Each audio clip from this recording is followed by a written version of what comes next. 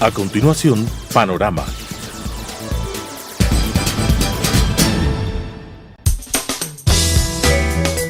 Clasificación B, bajo supervisión de un adulto.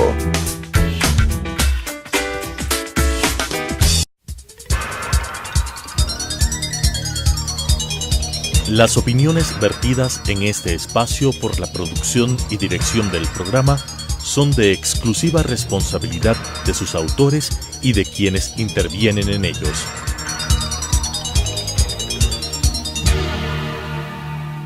Telesucesos Canal 29 UHF presenta Panorama, política interna y asuntos internacionales abordados por especialistas, jefes de misiones diplomáticas, organismos internacionales y expertos en temas de la comunicación política nacional e internacional.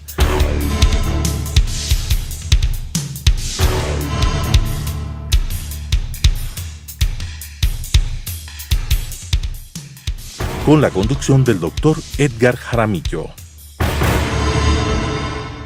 En Panorama tenemos la grata presencia del economista Boris Cornejo, director ejecutivo de la Fundación Esquel, con quien queremos hablar sobre la democracia y la gobernabilidad.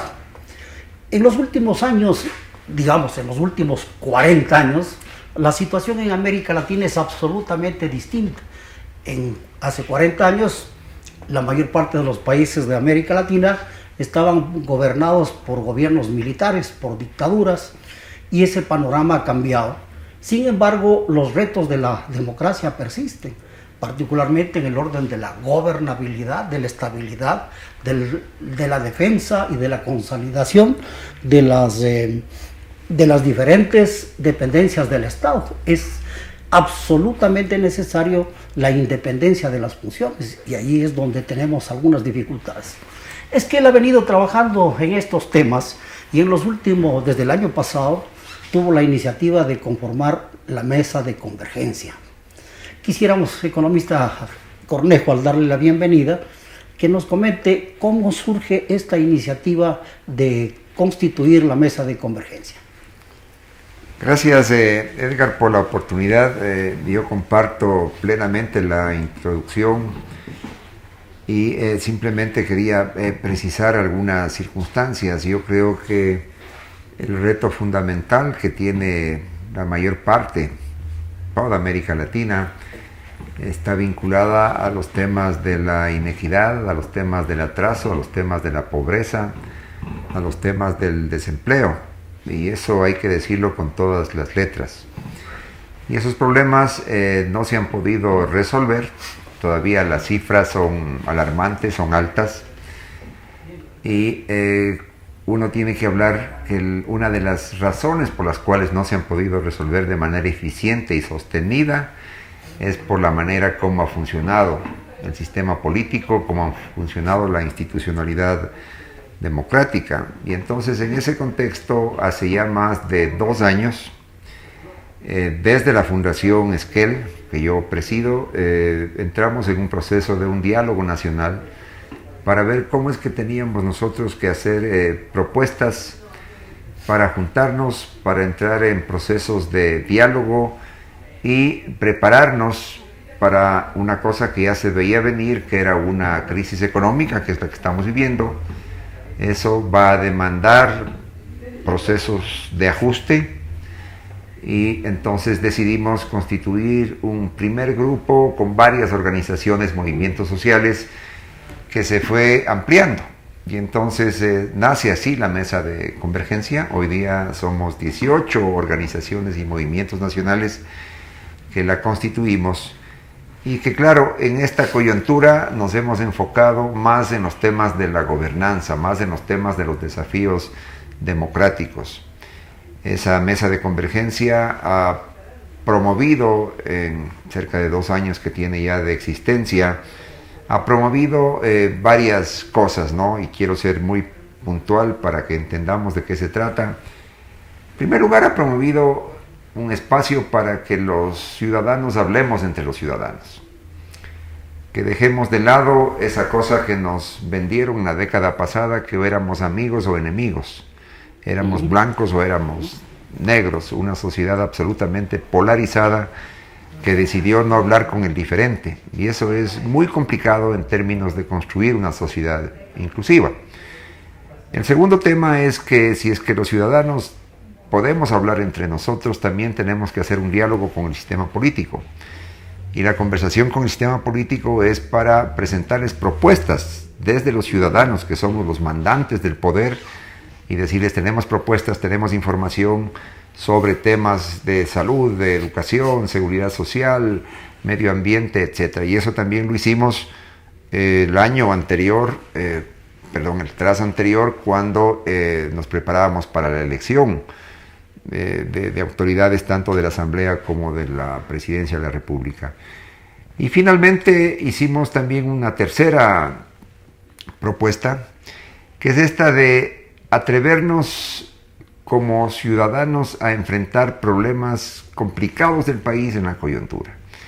Y esos problemas complicados del país pasaban por el combate a la corrupción, que creo que es el cáncer que está minando a la democracia, a la sociedad ecuatoriana, y luego concomitantemente a eso la necesidad de recuperar la institucionalidad democrática. Entonces son como tres momentos: un momento de encuentro, de diálogo entre ciudadanos; un segundo momento, que es esta capacidad de propuestas hacia la clase política; y un tercer momento es el de combate a la corrupción y participación en las propuestas que se hacen para recuperar la institucionalidad democrática, y ese es el caso de nuestro activismo en la última consulta popular.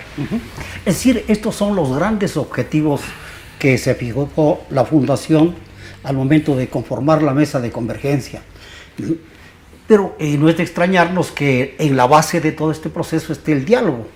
Un diálogo que es absolutamente necesario en nuestro país, y que quizá esta ha sido una de las carencias o una de las debilidades de los partidos políticos, que no han tenido la capacidad de llegar a los sectores, y que en el caso de Esquel no nos llama la atención porque ha estado preocupado por el desarrollo sostenible, por combatir la pobreza, por llegar a los sectores ciudadanos, porque entre otras cosas la Fundación Esquel cree en la gente y cree en su capacidad para autodesarrollarse. Y por esto estas iniciativas. Pero volvamos al caso de Esquel, y yo creo que es necesario señalar que Esquel es una fundación de carácter privado que ya tiene 28 años de vigencia y que ha hecho diversos trabajos. De estos trabajos, ¿cuáles son los que podríamos destacar de la Fundación Esquel en esto, ya más de un cuarto de siglo de vida, ¿no?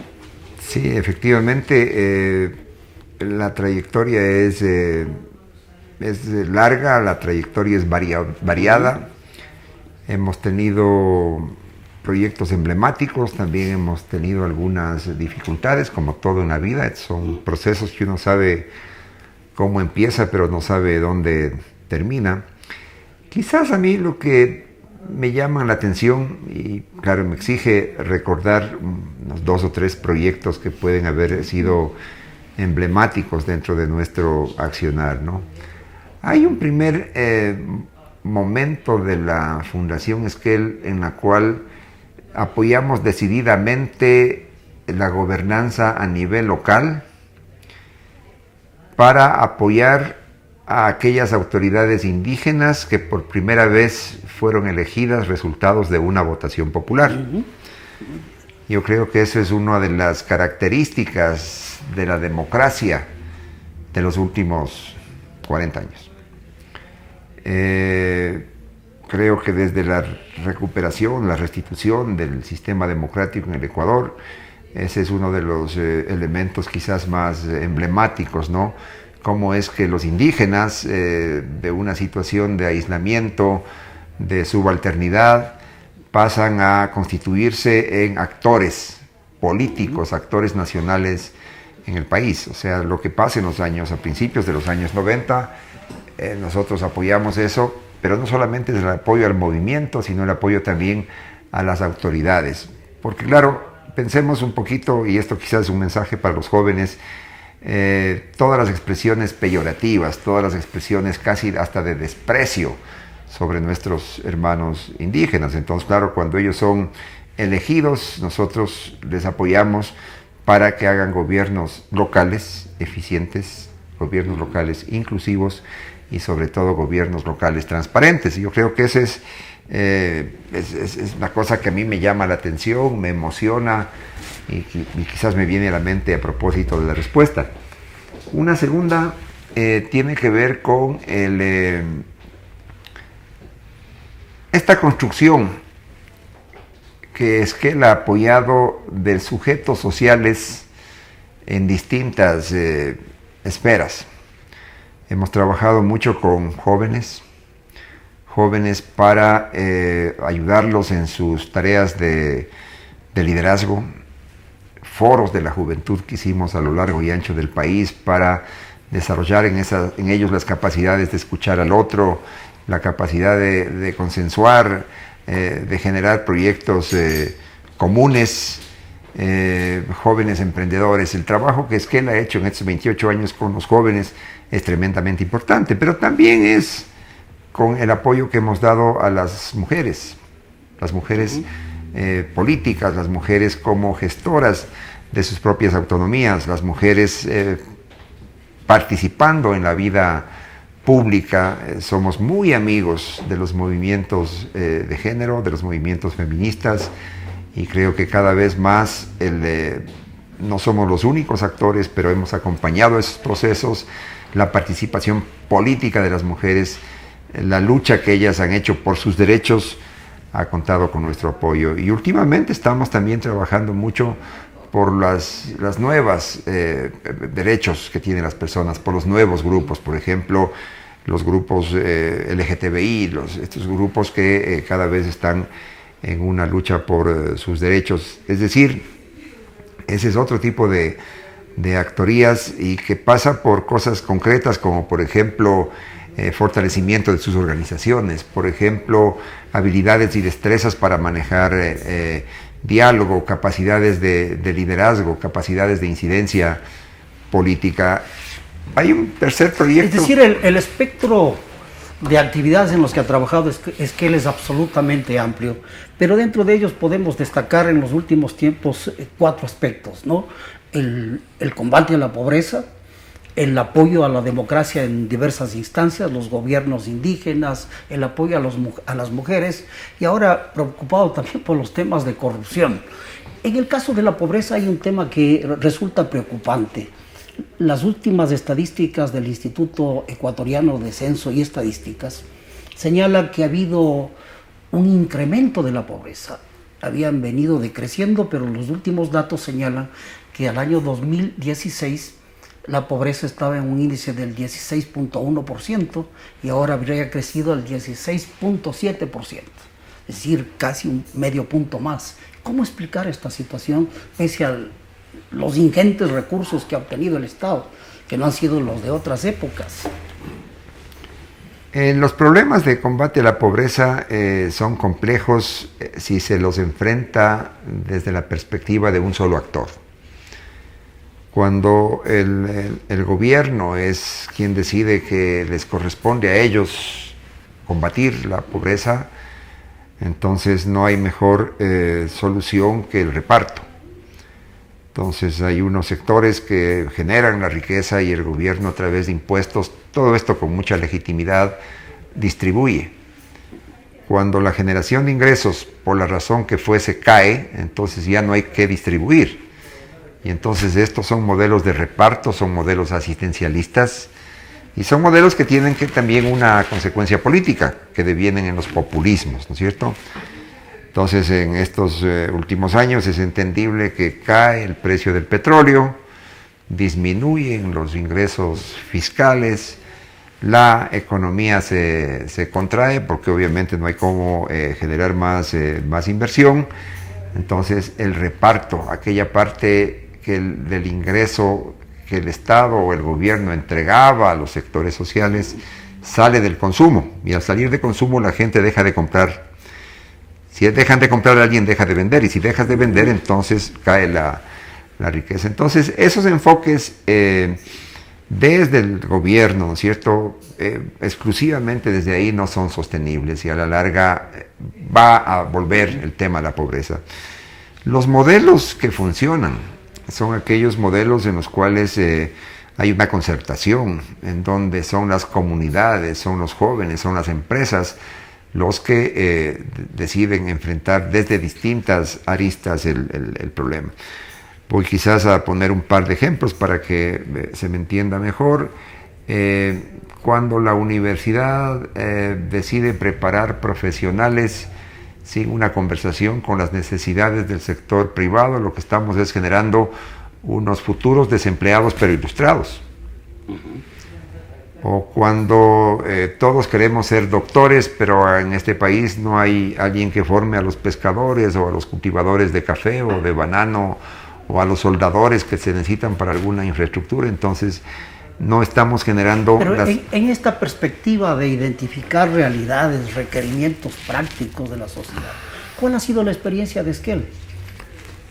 Nosotros lo que hemos hecho es básicamente desde nuestras modestas capacidades, es fortalecer la capacidad de las organizaciones en el nivel local. Ese ha sido nuestro apoyo fundamental. Quizás un par de ejemplos me van a ayudar, ¿no es cierto? Creación de proyectos de turismo comunitario en algún sector del país, en donde básicamente lo que se trata es de habilitar a las comunidades pobres para que puedan ofrecer un servicio decente al turista, sin necesidad de cambiar su cultura ni afectar a la naturaleza, ¿no es cierto?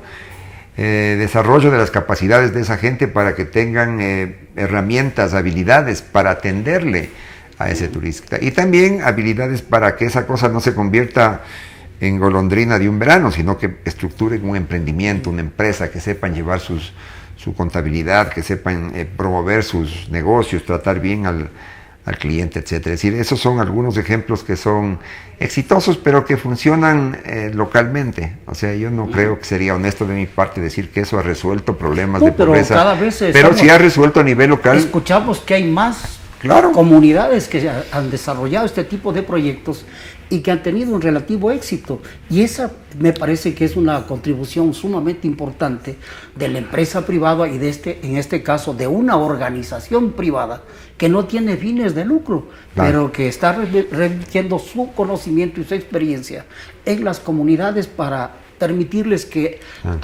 se gestionen y se consoliden. Claro. ¿Y esto de qué manera contribuye también a una nueva visión de la democracia de estos sectores que son los más deprimidos de la sociedad? Yo creo que la democracia es un medio, es un fin, pero yo creo que es un medio para mejorar el nivel de vida de las personas. Y esa democracia, cuando es una democracia que, por ejemplo, trabaja por la transparencia, porque la no transparencia, la corrupción, a quien le roba es al pobre. Todas estas cifras que escuchamos, claro, miles de millones, entonces, pero ¿a quién le roban? Le roban al pobre, porque el pobre no va a tener el alcantarillado, no va a tener la escuela, no va a tener el servicio de salud. Entonces, los corruptos, si por alguna razón deberían irse presos de por vida, no es por el tema de haber robado, sino por haberle robado a un pobre. Que eso yo creo que es un delito de lesa humanidad, robarle a un pobre, eso no tiene... Es decir, son múltiples delitos, es robarle al Estado, robar al pobre, y si esos dineros se podrían haber invertido en las enormes carencias que tienen los sectores rurales, en donde la situación es dramática. Un alto porcentaje de la población del Ecuador no tiene agua potable, no tiene alcantarillado, ¿no? Y estamos endeudados en unas sumas astronómicas, un porcentaje muy elevado que no sabe cuál es el destino y que seguramente es parte de la corrupción. Gracias, Edgar, porque entonces esto me permite hacer la vinculación con la democracia. Porque si la democracia está construida con un sistema de instituciones y esas instituciones hacen su papel, es decir, yo soy el contralor y por lo tanto el contralor tiene que poner el ojo a ver la forma cómo se utilizaron los recursos, para qué, de dónde vienen, qué justificativos tienen. Entonces estamos asegurando que esos montones de millones de dólares que se ha invertido vayan efectivamente para resolver necesidades de la población. Si no funciona esa autoridad de control, entonces el sistema democrático no está funcionando. Obviamente. O cuando los planes y las inversiones se hacen para favorecer a los intereses políticos del régimen, miles de millones de dólares para gastar en un estado de propaganda, por ejemplo, ¿no es cierto? Entonces, obviamente, son recursos que se evaporan, que van a algunos grupos, pero que no van a resolver aquellas necesidades que están fundamentalmente ancladas. O cuando se hacen estos megaproyectos de universidades, de educación, de riego de manera exagerada, y claro, uno cuando mira todo eso y dice, bueno, el país, o decían ellos, el país está convertido en un tigre de América Latina, y cuando se raspa un poquito, como por ejemplo cuando el terremoto de Manabí desnudó cómo era que estaba el Ecuador, uno dice, bueno, esto aquí no ha habido ningún progreso, no ha habido desarrollo. O cuando uno constata, y según estadísticas oficiales, de que 40% de la población rural no tiene agua potable, o que 70% de la población rural no tiene alcantarillado, entonces estamos viviendo casi en condiciones del siglo XIX. Y eso no puede ser, pues, en una sociedad democrática que ha tenido la suerte de disfrutar de precios altos de petróleo. Es la vinculación de la democracia con el desarrollo, la vinculación de la democracia con la pobreza. Por eso es que es importante que los ecuatorianos debamos entender que tenemos que informarnos más, tenemos que atrevernos a meternos en temas de políticas públicas sin necesariamente convertirnos en políticos de algún partido. Pero la política debe ser de todos para efectivamente desde el activismo ciudadano evitar que sucedan estas cosas. Si no nos metemos, entonces vamos a seguir teniendo repulsión por lo político. Y eso significa quitarnos del escenario nacional y dejar que los viejos poderes o los nuevos poderes, pero con distintos intereses más vinculados al beneficio propio y a la corrupción, sean los que dirijan el país. El economista Cornejo nos está planteando un asunto que es extremadamente importante, que es la necesidad de establecer políticas públicas. Pero cuando se habla de políticas o de lo político, la gente entiende mal. Tiene un rechazo casi innato ya a todo lo que implica política, sin entender la trascendencia que tiene para un Estado, para un gobierno, para una sociedad, el establecer políticas, porque son la carta de conducta que permite guiar las acciones. ¿Qué trabajo se ha hecho en relación con esta posibilidad de establecer políticas en los temas de gobernabilidad, de pobreza, de corrupción? ¿Qué planteamientos ha hecho Esquel? Nosotros hemos tenido, quizás, voy a citar algunos ejemplos más grandes, más complicados y otros más puntuales.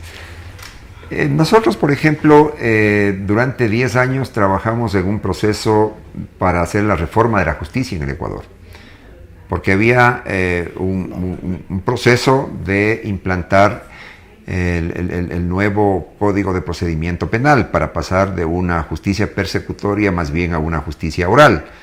Y entonces eso fue un enorme trabajo que habilitó... Y un paso muy importante. Tremendamente importante, ¿no? Que todavía está por construirse, que estaba consolidarse, diríamos, ¿no?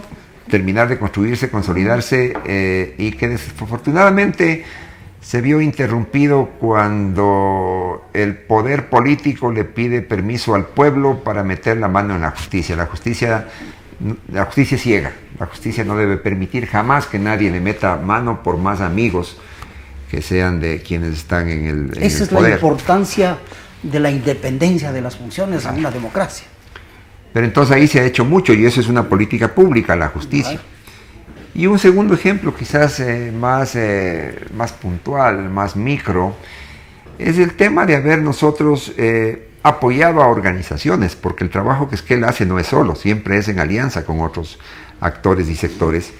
Es el de haber apoyado, por ejemplo, a un grupo de unos jóvenes padres de familia que crearon una organización que se llama Rescate Escolar, que lo que quería es trabajar para parar el bullying en las escuelas.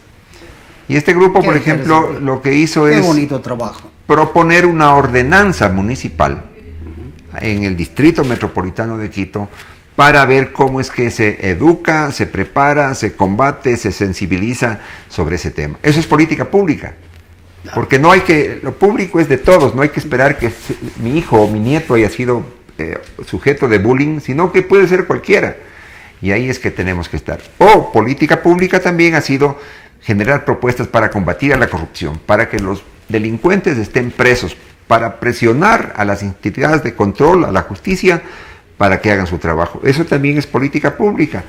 ¿A nombre de quién? A nombre de los ciudadanos. Esto no es a nombre de ningún partido, esto no es a nombre de ninguna empresa, esto no es a nombre de nadie en específico, sino a nombre de nosotros los ecuatorianos, que somos los mandantes en una sociedad democrática. Queremos agradecerle al economista Boris Cornejo por haber permitido tener una visión clara de cómo la sociedad civil, cómo organizaciones que no tienen fines de lucro pueden contribuir al desarrollo de la sociedad, a consolidar las instituciones democráticas, a combatir la corrupción y hacer un esfuerzo para apoyar a los sectores más deprimidos de la sociedad para que en base a su propio esfuerzo puedan salir de la pobreza. Gracias, economista Cornejo, por estar con nosotros. Muchas gracias, encantado.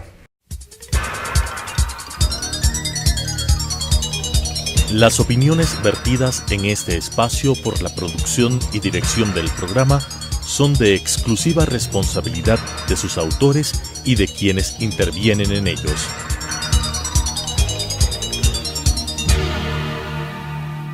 Telesucesos, Canal 29 UHF presentó Panorama, política interna y asuntos internacionales abordados por especialistas, jefes de misiones diplomáticas, organismos internacionales y expertos en temas de la comunicación política nacional e internacional.